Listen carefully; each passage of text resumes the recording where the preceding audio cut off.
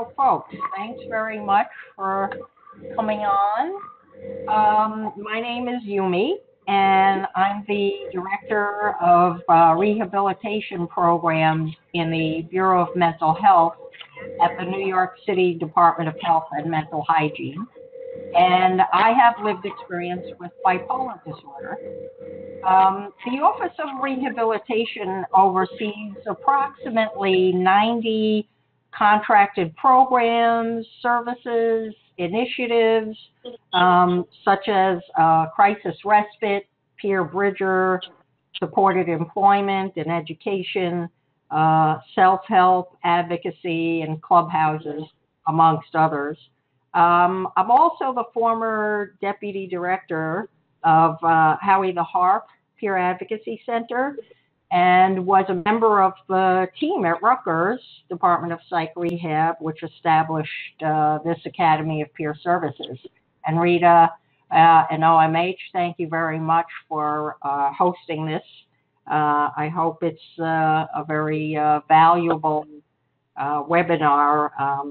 I had suggested it a while back because there were so many questions I was receiving from providers. And now more than ever, right? The New York City peer support service industry has grown tremendously since the advent of Medicaid managed care.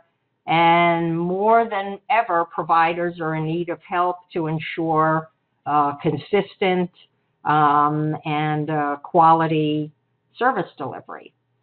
So peer support services are, in fact, the second highest billed home and community-based rehabilitation service under managed care for the state of New York. And this is second only to short-term crisis respite services, which are also exclusively provided through peer support. But there's many other new initiatives also recognizing the value of utilizing peer support as well, such as the OMH Adult Home Initiative, which uses peers to help people bridge from adult homes and into community settings. Here in New York City, we have the New York City Police Department's co-response teams that go out and respond to potential emotional crisis situations with peers. And it's great that there is such a high demand in New York City, but unfortunately there aren't enough qualified peer specialists to meet the demand. So it's become a pretty competitive marketplace. And yet providers are beginning to see that job satisfaction is not just about compensation alone. And as in any other profession, peer specialists want to work for organizations that show that they truly understand and value peer services, and work for organizations that support their peer specialist staff professionally with dignity and respect.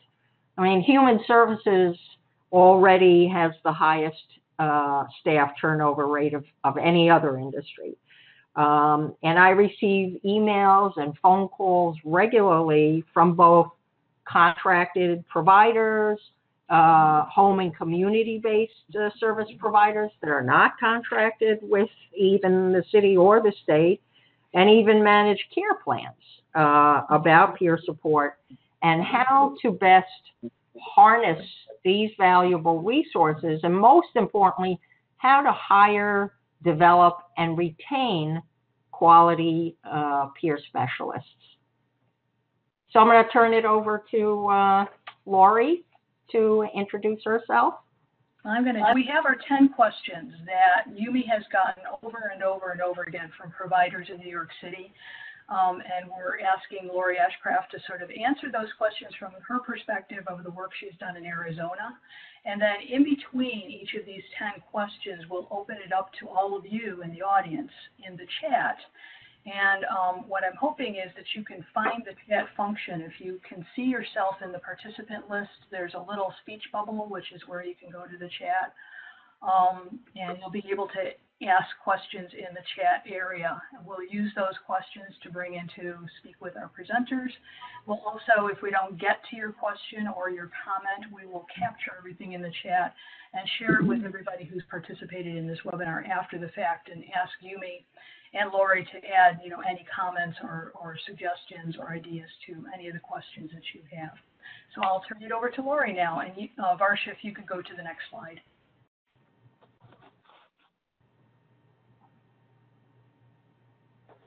Well, thank you very much for inviting me. I always like to talk about peers and jobs, so I never turn down an opportunity to do that. My own experience, well, first of all, I'm a peer myself. I started my lived experience started quite early, so I've had a lifetime to deal with it. And when I was telling Rita a couple days ago, a real turning point for me was sitting across from a person who was about to be sent to the state hospital, and realizing that we had the same diagnosis and we're taking the same medications. And I thought, if I can be on this side of the table, you can be on this side of the table too.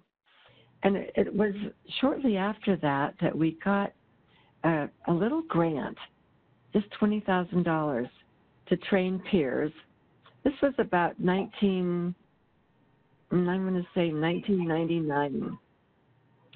And so we, long story short, I'm going to abbreviate this because we started a little late. Long story short, we trained our first group of peers, not really knowing what we were doing. They didn't know what we were doing either. And we just asked people if they wanted to be a peer. And they were all off of case management caseloads, all on SSI for a serious mental illness, as they call it. And we trained them, and then we hired them. And by that point, we were very invested in them being successful, and they were invested in us being successful. So luckily, they were empowered to speak up, and luckily we were smart enough to listen to them. And they really helped us re-engineer our programs in ways that promoted recovery and resilience. So with that as a backdrop, feel free to ask me any other questions, but I'll just leave it at that for now.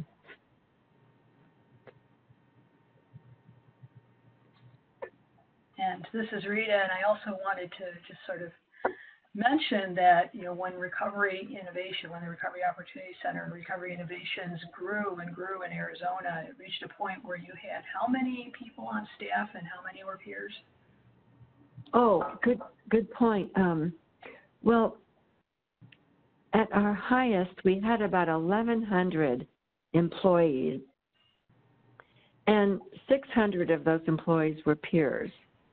They were peers that we had trained in our peer training and then hired to work with us. And they were all over. We had programs in 6 different states. And so, it wasn't just one little place. And it worked wonderfully in any place we did it.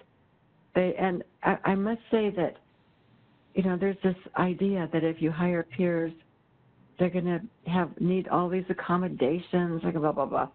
Well, our folks, we didn't really have people ask for accommodations to any significant degree.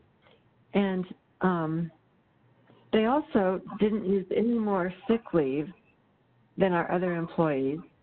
And we didn't have a high turnover rate. There's a study that Boston University did on this that was published in Psych Services. And if you're interested in the numbers, I can get that article to you, Rita, for distribution if you want.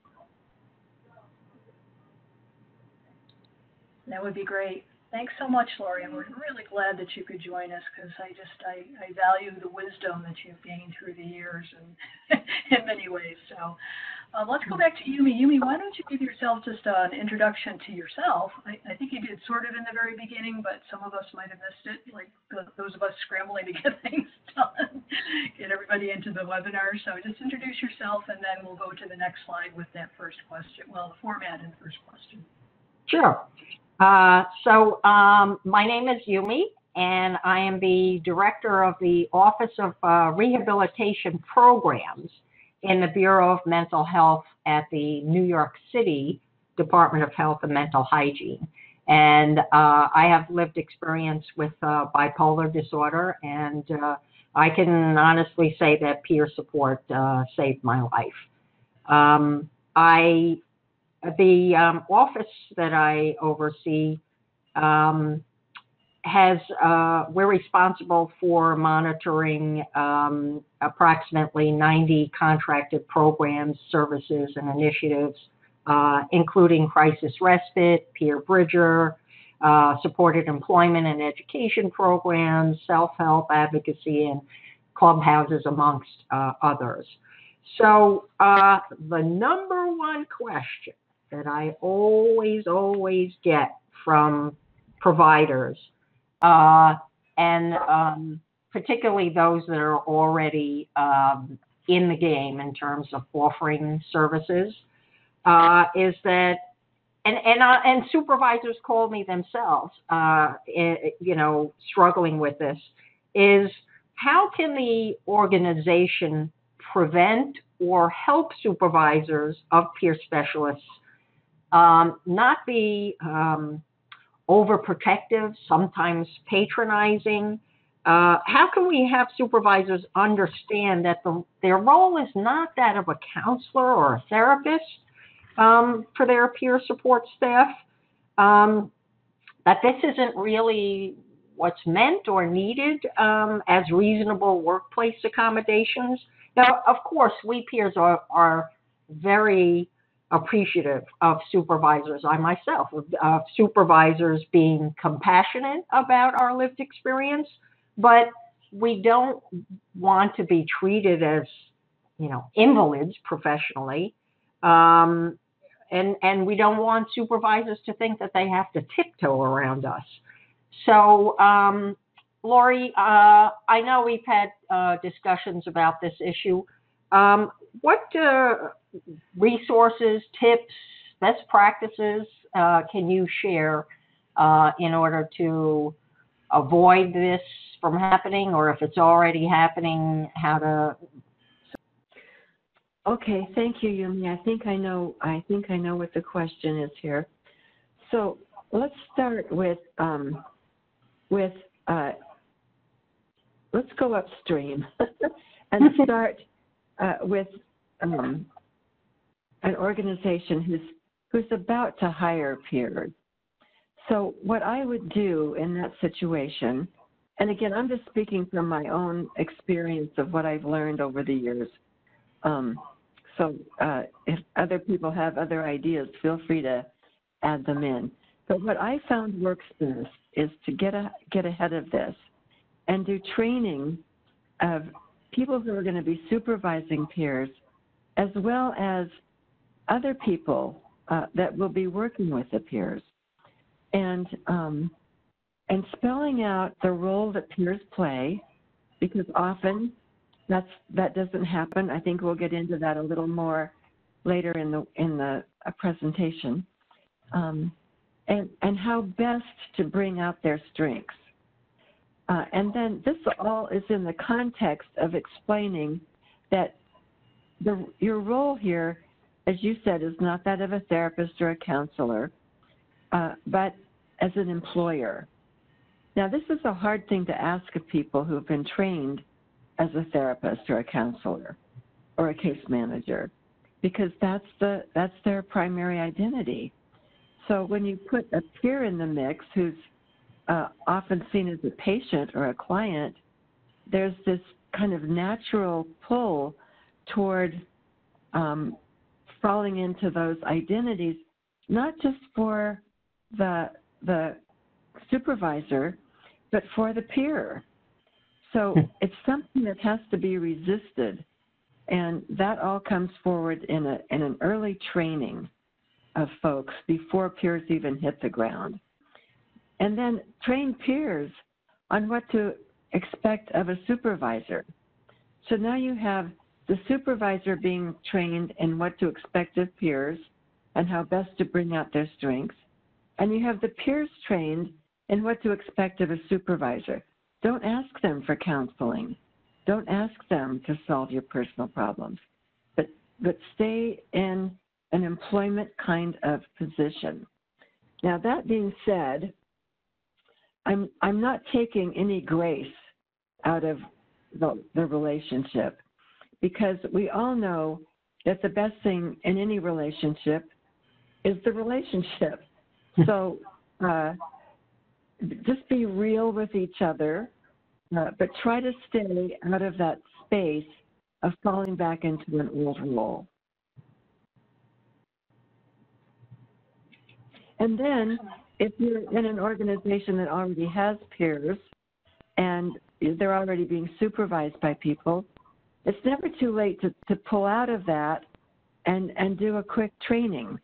And I would train the peers and the supervisors together.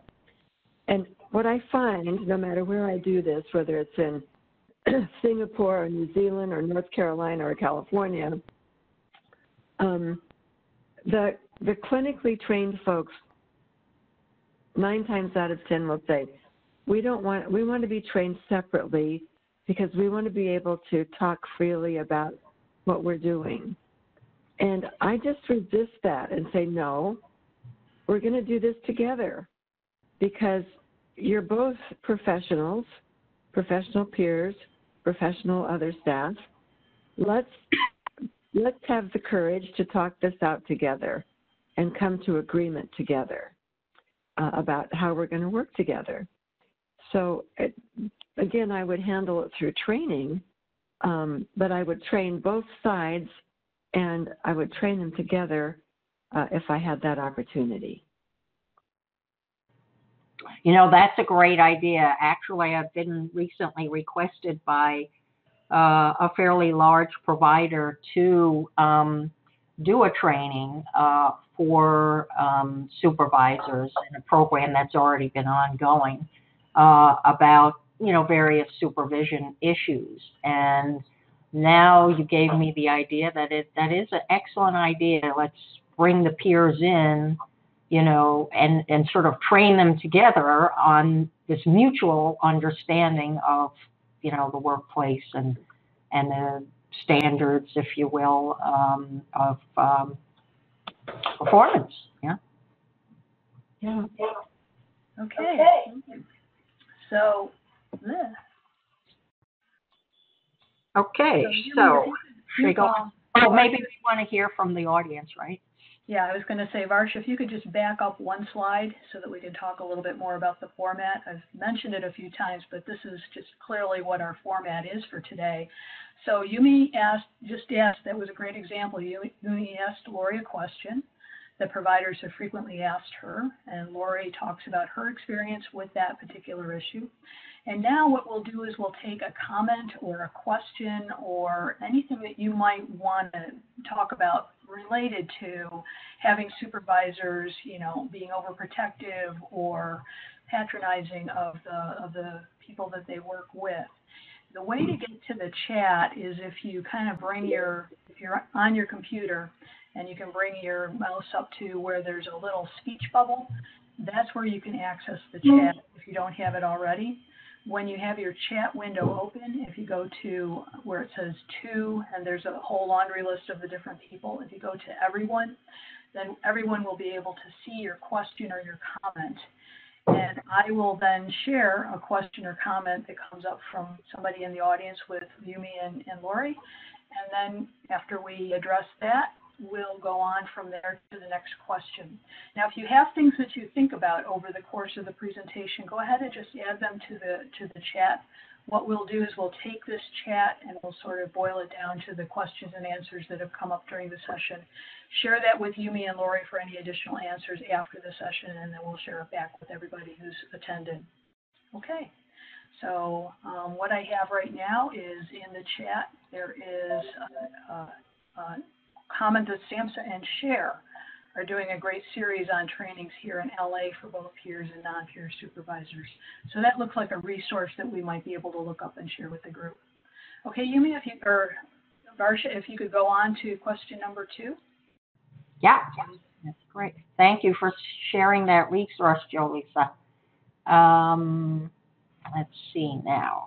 So, a lot of organizations now, because of the impetus was Medicaid managed care and home and community-based services. A lot of the organizations are interested in offering peer support services, and they're trying to figure out where do these services best benefit, the sort of menu of services that they already deliver. Okay, how do you incorporate that? And it could be, of course, individually for home and community-based services, just peer support alone, focusing on the individual's, needs and what they want to work on for their goals, life goals.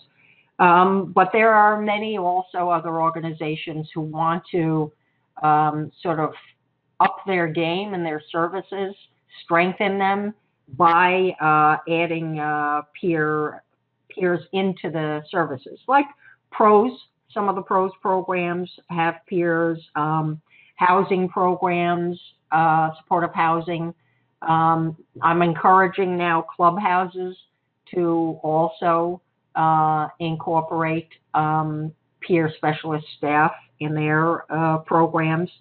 But sometimes there are limited funds, so you have to sort of pick and choose your priorities and where are you going to get the best value by integrating peers. So, Lori, do you have any recommendations, suggestions on how organizations can figure that out? Well, something I often find, especially if the organization is new to hiring peers, is there's an idea that if they hire a peer, things are going to change dramatically. Well, here we've got someone with the least experience in how the organization works, who's getting paid probably less than anybody else, who has the least authority, and we think they're going to change the program. So, first of all, that being said, I would suggest to never hire one peer, to always hire at least 2. So you're starting to build now a peer workforce that can support the rest of your programs. But when you just hire one, there's no way for the peers to kind of have their own little support thing going on. So my first recommendation is don't hire one peer. Hire as many as you can. And if you can spread them across your organization, you create a horizontal way to transfer people around if they don't quite fit in one place or the other. Now, if you have very limited funds and you have a big system and you're wondering where to get the biggest bang, I would say probably crisis or inpatient. Again, not just one, and not one on one shift and one on another, but 2 on the same shift, so they can work together and support each other and make more of a difference for the organization. I think that's all I can say about that, Yumi, unless you have more questions. Yeah, I just want to tag on to what you said. So I also find that, a lot of the research shows, and I see it in evidence, and I see it when I also provide peer support myself, is that the toughest times often are engaging folks, right? That first contact, that sort of having that discussion around mental health issues.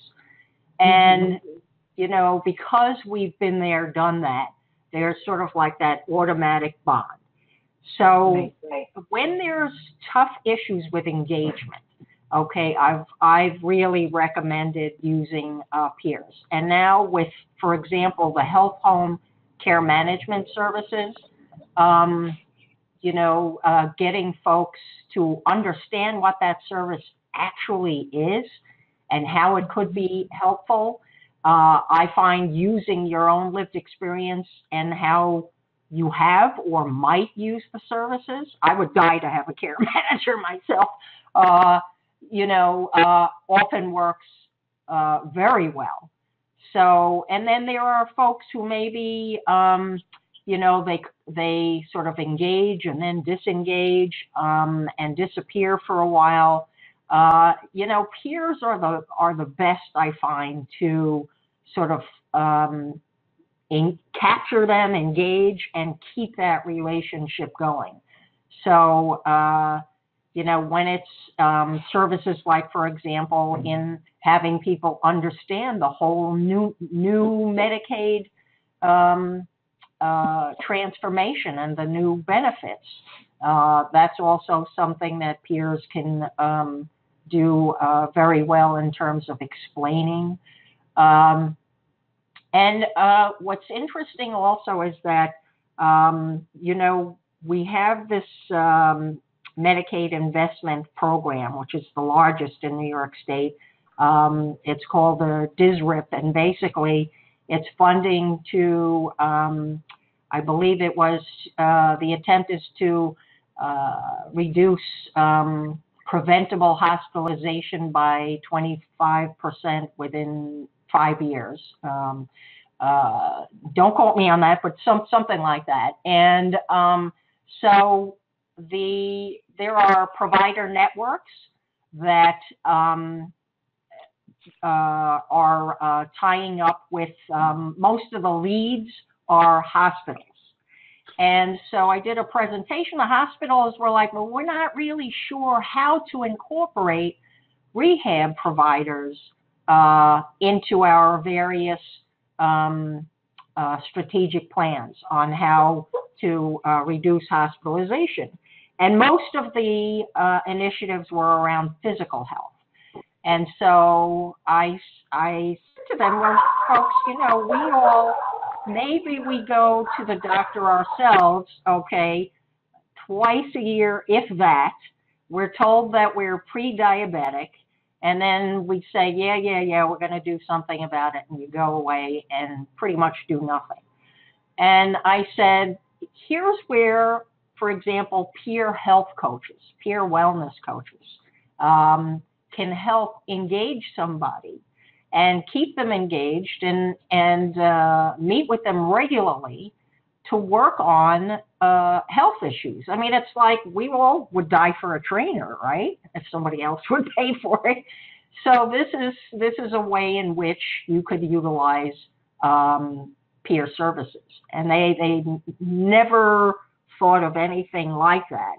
And granted, they didn't know that much about peer support services except in a very narrow sense. So, we got to try to help them be like creative on ways to incorporate peer support. I couldn't agree with you more. Thank you, Yumi. So I think we're going to go to the chat again. If anybody has any questions or comments about ideas for using peer support services, that would be great. I'm going to go back up to one from the previous question about, Eileen had mentioned that professionals are trained for the most part in ways that make patronizing views probable. We could intervene in basic training and not just not just after training, but when they're working also, management needs to make these practices clear to professionals. So that was a comment that she made, and we'll share that. Having more than one peer hired at a time would be an asset to the peers working in that agency. I have a coworker that's been that has been working in a hospital for the last year, and it's been the hardest time of his life and career. So I agree. I just want to comment with that. When I was working with the state to develop the home and community-based provider manual, and particularly for peer support, that was something that we definitely want to stress to providers, is that they should try to hire at least 2 peers so that they could also be of support to each other professionally. And that's been a huge request by the working peer specialist community. And here in New York City, we're trying to figure out how we can, have something like a working peer specialist support group to be able to discuss the various challenges and good stuff that happens at work and providing services. And I have one more comment from, hi Isaac, it's great to see you on. Baltic Street has incorporated the 8 dimensions of wellness in all of its interactions with fellow peers to help increase health and wellness. It's a great tip. Yes, thank you, Isaac. One of our strong partners in New York City. Okay, Versa, to the next question, if you would. Before we move on, I'd like to add just a quick little note here. This is a word of caution. And I've seen this mostly in case management organizations where other case managers will do everything they can to try and get somebody to, I don't know, come into the office or find a place to live or whatever. So here's a person who is a huge challenge that no one else has been able to solve. So they assign a peer to it. So I agree with Yumi that a peer is the best person to engage. But if you're going to assign a peer to the hardest people on your caseloads, then give them some support in doing that. Go with them. So you just can't expect them to do something that no one else has been able to do for months and months without support. So that's just a caveat to the engagement comments. Great, thanks, Lori. Okay, Varsha. Okay, we're going to question 3. All right. So, so we just spoke about, how many peers to hire.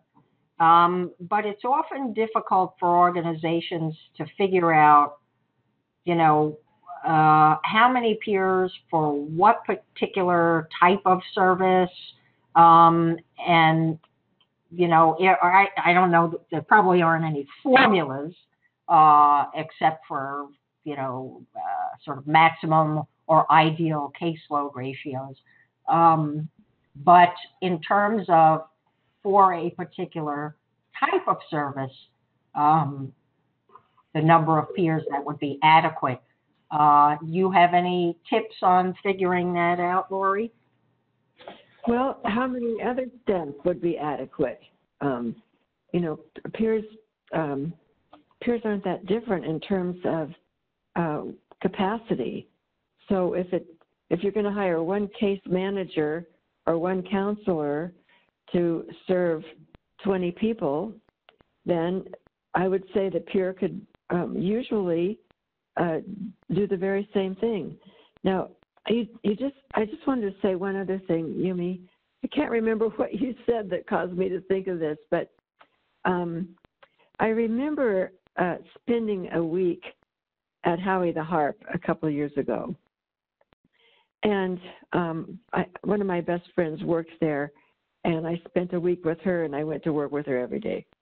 And something I saw then, it might not still be an issue, is that the peers went through a very long training, so they were very well trained by the time they got to the internship part. But then it seemed challenging to find enough internship placements for them. So if an organization is struggling monetarily to hire very many peers, one way to try it out and to get started would to be an internship placement. So I'll just put that out there as a possibility, knowing the least about your system of anyone on the call. Yeah, actually, we did have an initiative through the New York City, the mayor's office. They have a daughter. The first family has a daughter who has both major depression and a substance use history. And they were trying to navigate the system, and it was a nightmare, of course. So they decided to invest $850 million into 54 different initiatives. And one of them was to train 200 peer supporters for 2 years, for each of 2 years. So because we had the funding at that point to also pay for internships, there were a huge number of opportunities. And of course, providers are very, very excited about having peer interns. So, sometimes it's a question of money, because we do want peers to be paid stipends for the internships. So it's always a question of who's going to pay for that.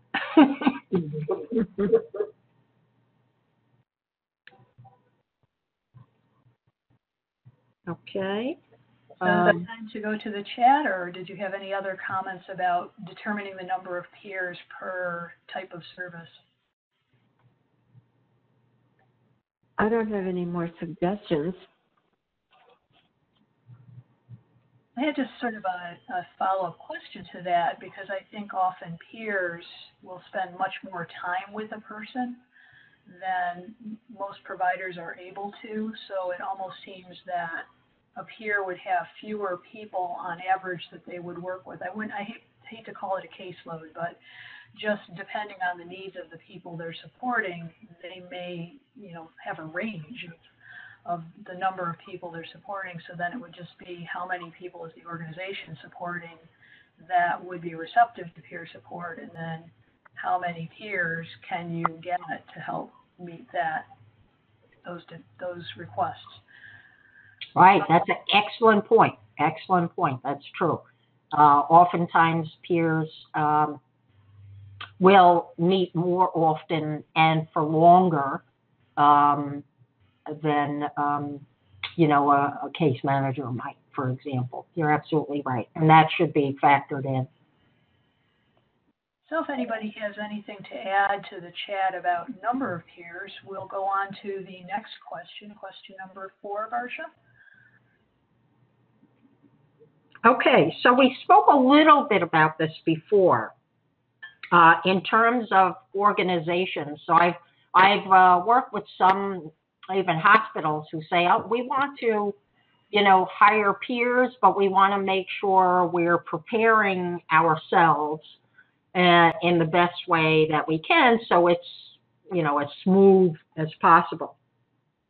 So how can an organization best prepare the team that's going to be working directly with the new peer specialists, and maybe staff from other departments who are going to be collaborating, but maybe not as often or as directly with the peer specialist? So Lori, what do you recommend? Well, if it's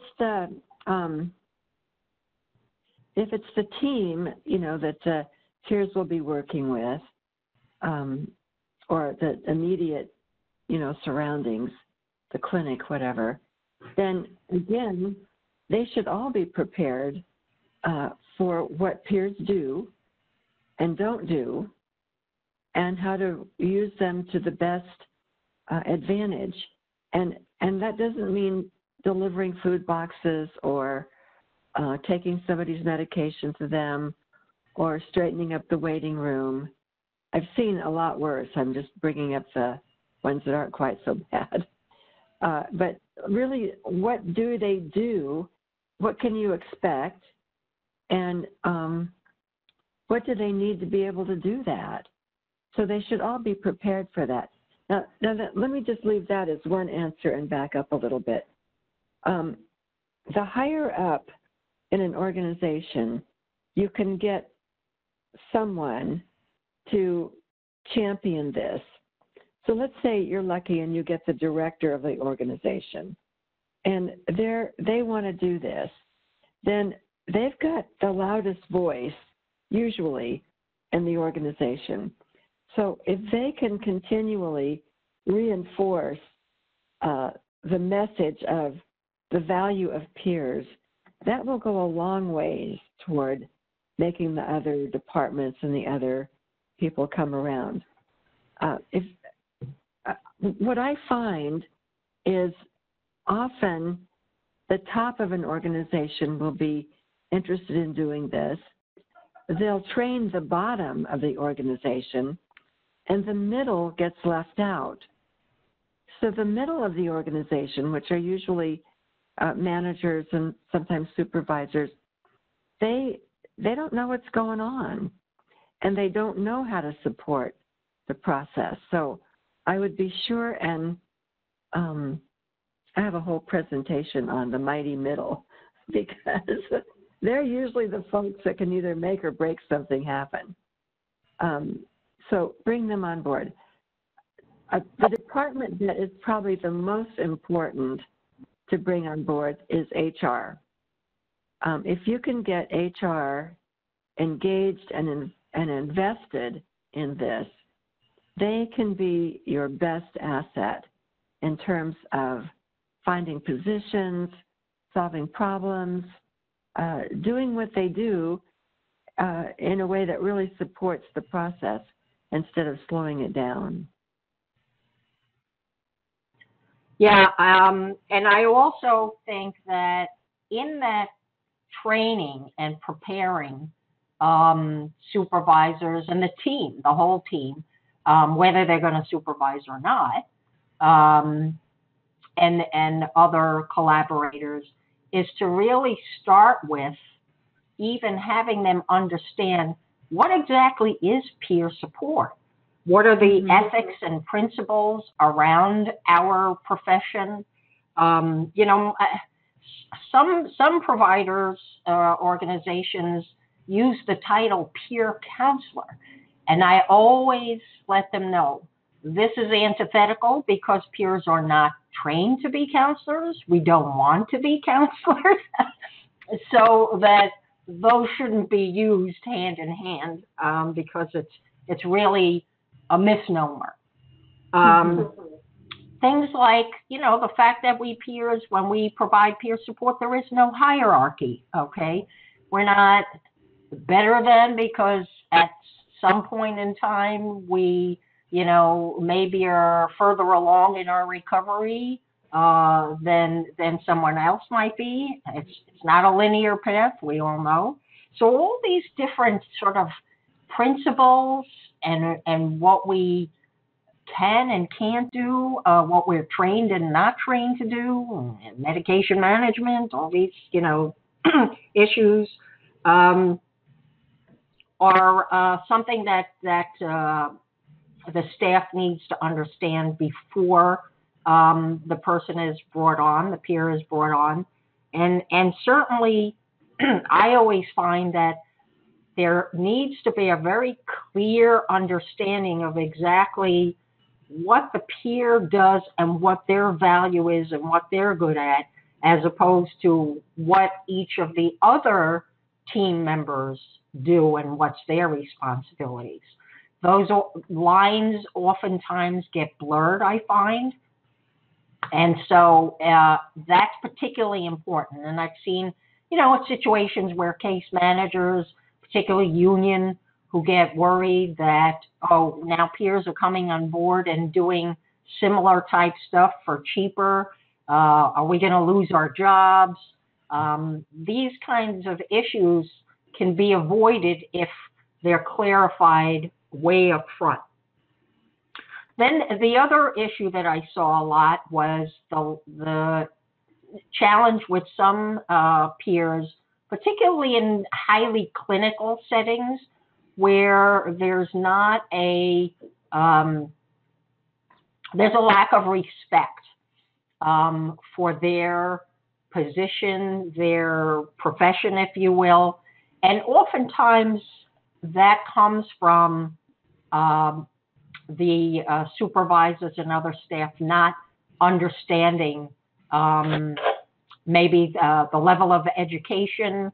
And I always used to say this at Howie the Harp, that your lived experience alone does not make you a quality peer specialist, okay? There's a lot of other things that we need to learn in order to be able to provide the best service to, our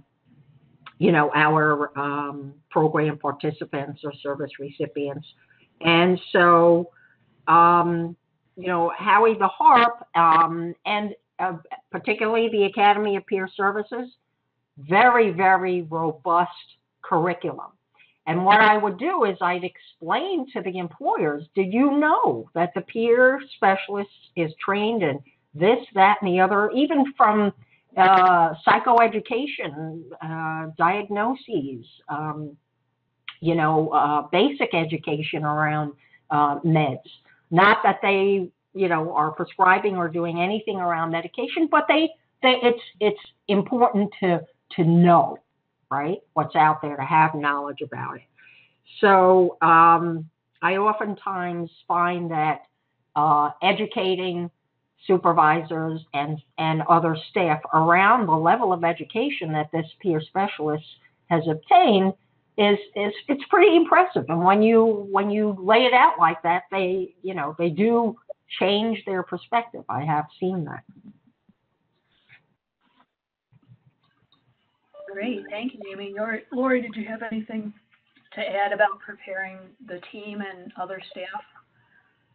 No, I think that's the best I can do. Okay. So before we go on to the next question, I'll just throw in one from the previous question about the numbers of peers to be hired. And I got a comment from Garrett Smith, who mentioned that the number of people served would determine how many peers the organization would hire, sort of like we mentioned before. And he mentioned ratios like 1 to 5, 1 to 10, depending on what the service happens to be and how intensive the service might be. So an organization serving 100 people, if it's a real intensive service, it might be a 1 to 5 ratio, whereas it might be 1 to 10 or even 1 to 20, depending on what it happens to be. So I thought that was a good comment. Okay, Varsha, you want to go on to the next question? Okay, so Lori, you spoke about working very closely with HR, and this is also another very frequently asked question, particularly for those providers who are new to the game of offering peer support, is how do we even develop a quality job description, and how do we determine what's a fair pay scale for that particular peer specialist position? Because peer specialists do everything from, or let's say do a myriad of different specializations, from bridging to health navigation to wellness coaching and what have you. So, there are different job descriptions, and what I end up trying to do is to give them some good examples of what I've seen in the industry, and to help them ask the questions about what exactly do you want them to be doing, what's their special role, so that it's very clear, not only to the peer, but to the staff. And you might even want to get their feedback about a particular job description. But Lori, you had some great ideas on how to go about doing this. Well, what I've done in the past that seems to work pretty well is I start with a generic statement about what peers do. So regardless of where they might work, whether it's housing or inpatient or crisis or education, this is what peers do. And I work off of a chart I have that lists, probably everybody has something like this, about what peers do and what they don't do. And so I've pulled out from that, here's what peers do in this organization. And then, so that might be like a half a page or 3/4 of a page. Then I move on to the specific site that a peer would be in, because it's very different if they work in crisis versus housing. Very different expectations. So, you want to go ahead, Zach? Yeah, please go ahead without me. So then I would lay out what's expected of the peer in that setting. So the first part of the job description is generic. The second part is setting specific. So it's really clear. And as you said, Yumi, here's where it's important to have a friend in HR who can help you develop this along the lines of whatever the organization's common practice is. Then you have on here, I don't know if you want me to, maybe I'll stop there and see what you want to do. Oh, let me just add too that, can you hear me still? Yep, we can hear you. Okay, I thought I lost my connection there for a minute. Let's see, I wanted to add something there. What was it? Well, I forgot it. So maybe it'll come back later. Well, in terms of pay scale, I think some of you may know that part of the mayor's funding that was called Thrive NYC was in terms of workforce development. Our Office of Consumer Affairs developed this peer workforce consortium, and they've been collecting a lot of data around wages, hourly wages, annual salaries, hours that people work, and what have you. And so, we could disseminate, and people can probably find research around salary ranges in the area that have been paid for peer specialist positions. I think we're almost about done crunching the stats on that. But that's a way in which you can sort of take a look at where you are in the marketplace, because and quite frankly, because it is getting very competitive out there, having good salaries is becoming, pretty important. So it is critical to pay attention to that, and to make sure that the pay is on par with the level of work that's required for a particular position, as in any job.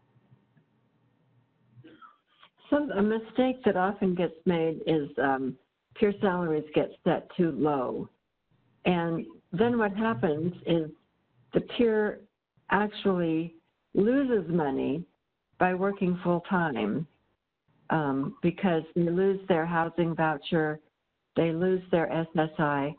So often peers will say, well, I can only work 16 hours a week, otherwise I can't get along without my SSI or my housing vouchers or whatever their housing subsidy. So I would say it needs to be set high enough, and this is kind of geographically determined, high enough that peers can afford to get off of SSI and afford to let go of some of the other resources that they really don't need anymore, but they can't monetarily get by without them.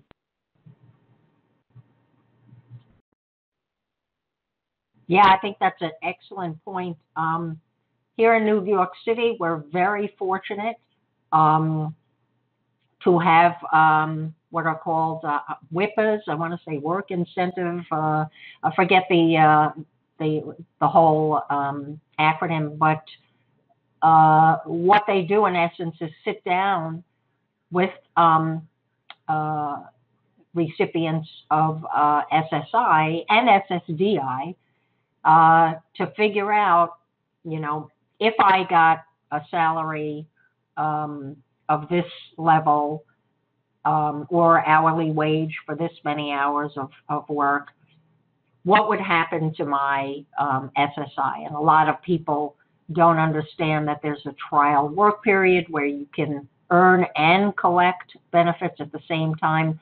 So I do often have, I suggest to providers that if you have a candidate who you're interested in and they're in a quandary about this, to connect them to these work incentive specialists. I've even had providers where after the fact, they hire somebody, and then let's say somebody gets hit with a letter from Social Security saying you owe, thousands of dollars because you never declared your income or what have you. So that's another thing that you could always recommend to providers, that they put the peer specialist in touch with somebody who really understands work incentives with Social Security programs. And I'll put a plug in for the I'll put in a plug for the OMH regional advocacy specialists, who all have trainings that they do on Social Security, and one of them chimed in and said peer specialists qualify for Medicaid buy-in insurance, which enables them to maintain their SSA and housing resources while working.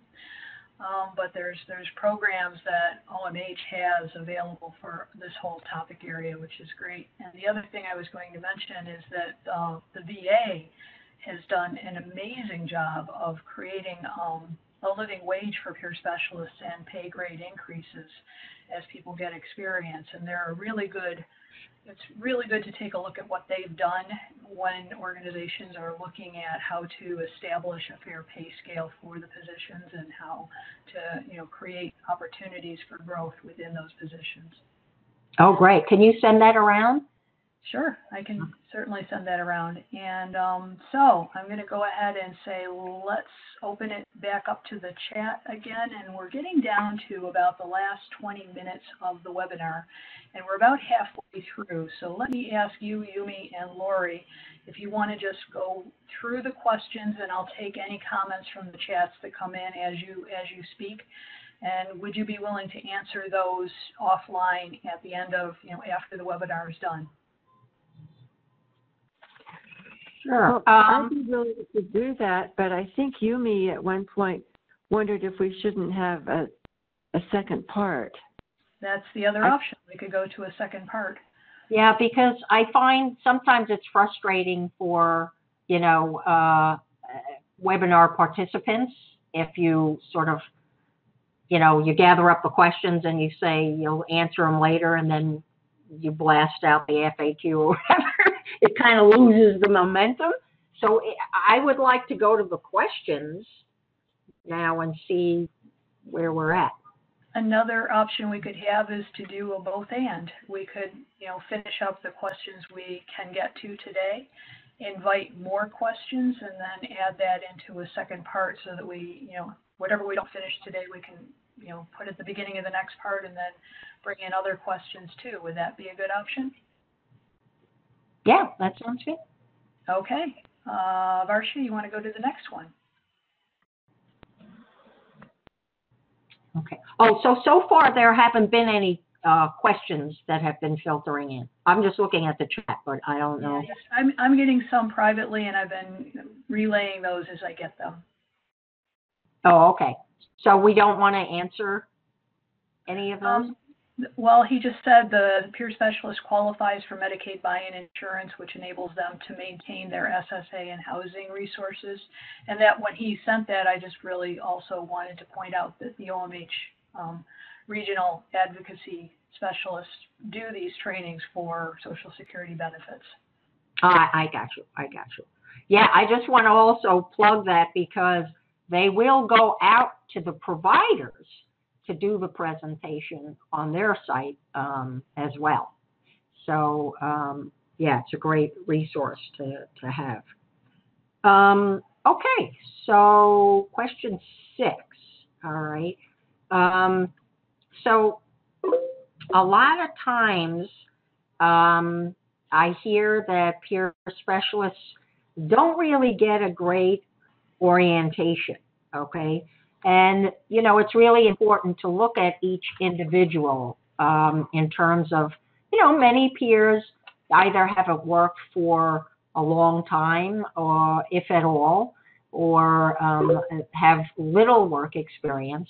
And so coming into this organization and all these HR policies that are run through, the handbook, it's easy to understand for most people who've been in the work world, about asking about benefits packages and had recently a situation where a peer was transferred from one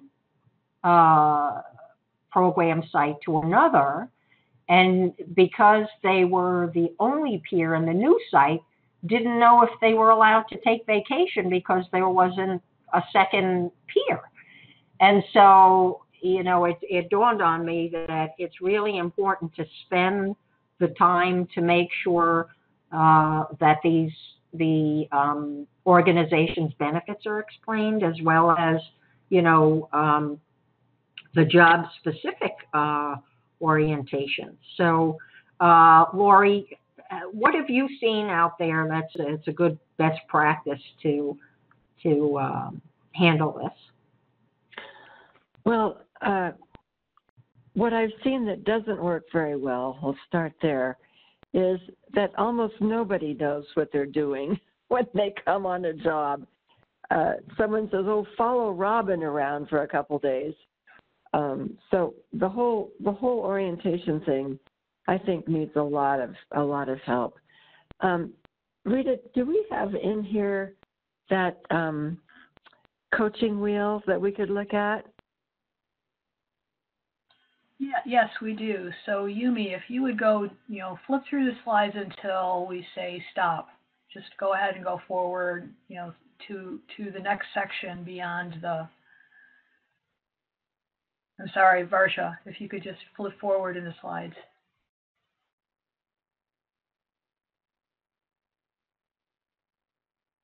Yep, keep going.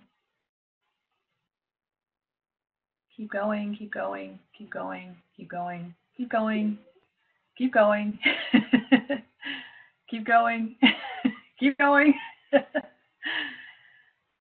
keep going, and there you go. Wait, back up one. So if you want to back up to Varsha and then let Lori guide you through it. Okay, so this is a performance wheel that I developed several years ago, and I've tweaked it a little bit over the years, but basically I find that it works really well.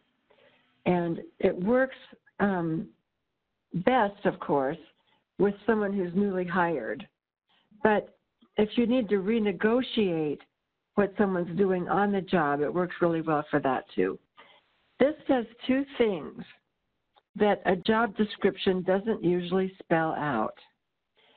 So it tells you exactly what the tasks are, and it shows you about how much of your time we expect you to spend on that task. So there's the supervisor and the person in the middle there. And the supervisor is saying, here's the things that happen in this job. There's going to be paperwork. You're going to be engaging other people, teamwork, outreach, special projects. And you can put anything in there you want. Whatever's entailed in the job, you put in there. And then you figure out about how much time you want to spend on each of those tasks. This never gets told to anybody. So, and it's a real important thing for people to know if they're going to do the job. Then you can see the 20, 40, 60, 80, 100 there. So once you say to the person, here's what we're going to do here, and here's about how much time I want you to spend on it, and you can have like 10 pieces of pie here, and you can have all different sizes. So you can make this look however the job looks. So then we go to the numbers, and the supervisor would say, I like the word coach better than supervisor. I'm just saying supervisor because I think that's what happens. So you say, okay, John, you're brand new to this program. How much paperwork have you done in the past? And how good do you think you are at it? And, paperwork here is a lot of serious documentation because it's related to how we get paid. So it's not a frivolous task. It has to be done, pretty by the book. About how much experience have you had in that? So maybe John says, well, I kept notes at my last job, but we didn't use them for billing. So I don't know. Maybe I'm somewhere between 20 and 40%. Now, what the supervisor knows is this is an area where they're going to need to mentor John perhaps more heavily than someone else who's had a lot of experience. So it's not just for the new employee to understand what they're doing, but it gives the supervisor a tool to know how much mentoring to do in each area. So there's no big judgment around this, and we're just taking John's word. So, okay, well, let's put you at 30, and we'll see what happens over the next few weeks. We might change that, and we'll learn as we go along. Now, how about engaging others? I mean, a lot of this job is about that. You can see it's a kind of a big piece of pie here. How much experience have you had in this area? So John says, oh, well, my last job was at a drop-in center. All I did all day long was engage people. So I've got this one. Okay, where do you think you are here? Well, I don't know. I'd say I'm at 80%. Okay, great. So we'll see, how that works in this setting. And, if we need to go up or down, we can. How about teamwork? Have you been on a team before? So in other words, you do the same thing all the way around the circle. Then you have an agreement. And I am very big on agreements because I think if you have an agreement about how you'll work together, when you work that way, then you're only keeping the agreement. So let's say the supervisor says, if I see that your paperwork is not getting done, tell me how I can best help you. What's my job going to be when you don't do yours? I wouldn't say it that way, but you get the point. So John says, well, I'd like you to review my paperwork maybe at the end of 2 or 3 days and see if I got it, or figure out what else I need to learn or whatever. Okay, so let's say 3 or 4 days go by. The supervisor looks at John's paperwork, and it's not even at 20%. So the supervisor now is not nagging or picking on John. The supervisor is just keeping the agreement. So the supervisor goes to John and says, John, remember how we agreed that if your paperwork wasn't up to par, I would step in and help you by reviewing your charts and then giving you some tips? John says, yeah, I remember that agreement. Okay, well, I kept my agreement. I looked at your paperwork, and we really need to work on this, John. So I want to do my part here and make sure I point out to you what needs to change, and I help you get out there to 80% or 100%. So this is the tool that I use regularly, and I find it just works really, really well, because now the supervisor and the person know what's expected. They know where they are in terms of meeting the expectation, and they know how much time to spend on each one. Now, let's say you have an employee who's not performing very well. If you've done this up front, you can go back and say, let's review the wheel and our agreements and see where we are on all this. If you've never had that conversation with the person, let me just bring this in. Often, peers don't get supervised. They're the ones that need good coaching, perhaps more than others, but I'm not sure. And the supervisor will say, oh, I don't know how to supervise peers. Oh, I didn't know peers were supposed to be supervised. They're just doing their thing. Or, well, we meet once a month. Yeah. So that's not supervision. That's not what we want to have happen here. So that's just a little aside. Couldn't help myself. So let's go back to the employee who's not performing very well. First of all, this is a job, and peers need to perform. So I don't let peers slide at all. Now, do I show them grace? Absolutely. If they need something special, I'm right there. If they need me to slow down, I slow down, whatever it takes.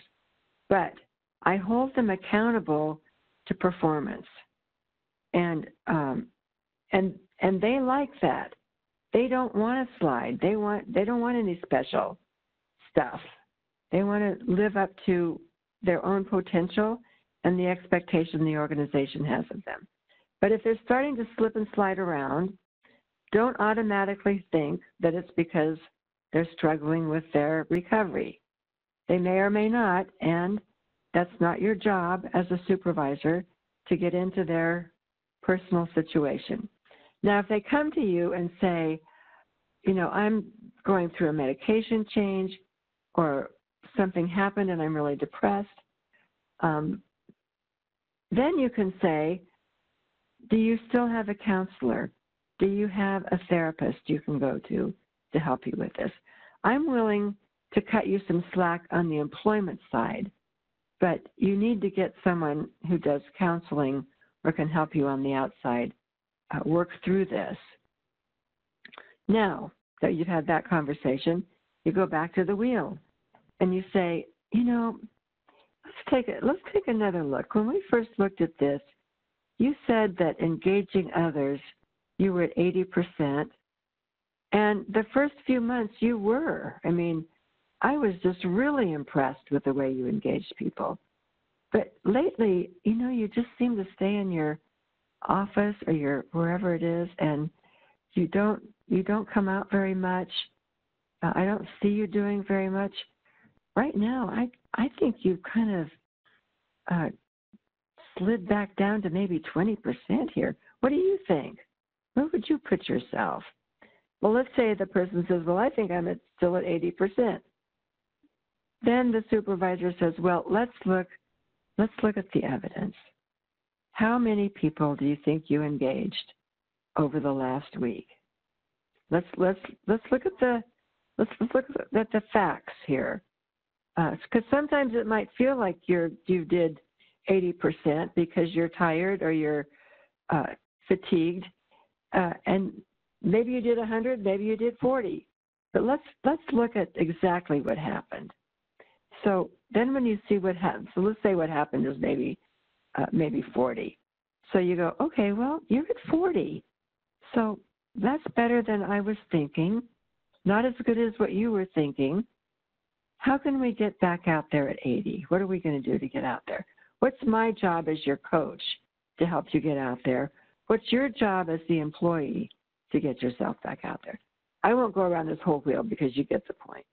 So I think I've talked too long here. So I'll stop talking and we can move on. But this is how I feel about the supervising thing. Yeah, no, I think that's an excellent tool. I just wanted to add that here at the city, we actually have that kind of a setup where you have what we call tasks and standards. So at the beginning of the year, you have exactly this content about, different tasks. What are the weights of importance or time that it would take around a particular task? And then, the supervisor and the supervisee sign the task and standard. And then that's exactly what you're evaluated on at the end of the year. So it's kind of like an agreement. And so, it's a document that you both have. HR has it, so that everything is sort of clear and on the table. I'm glad you. I'm going to jump in and say that we're at the end of the webinar. It's now 29. Barsha, if you could go back to the slide that has Lori and Yumi, for the contact information, just flip back until you see their two pictures. I'm going to just really quickly mention that Isaac had said having a standard operating procedure helps in that orientation, because that was the question we were on, plus having a performance evaluation at 1, 2, and 3 months and a 90-day probationary period. Great, ideas for that orientation piece. Garrett mentioned that Paving New Ground, which is a guidebook by Gail Bluebird, is a very good resource for developing job descriptions. Isaac also mentioned having a progressive discipline to help the employee, and I think Lori was giving a great example of that with her coaching wheel. And then Jalissa said, I hear a lot about peers that are newly entering or re-entering the workforce, yet there are those of us that have been in recovery for a while, working full-time in other fields, and have chosen to do this due to the calling and passion. So how do we differentiate between people that are brand new to the workforce versus people that have been there all along? So those are really good questions to consider for next time. I want to thank everybody for joining us, and we will, I'll get things coordinated so we know when and how we're going to get back together again, but we'll start where we left off. I know that there's a group of us that are also working on what we're trying to determine is the peer model, kind of the essential parts of what all peers do, so that we can sort of help employers with that as well. So we might bring that into the next version of the webinar. So I wanted to say thank you, Yumi, thank you, Lori, and thank you very much to Regina Schoen, who has provided this WebEx, and to the Office of Mental Health for being partners in these WebEx meetings. Thank you, everyone, and have a great day. Thank you. Thank you, Rita.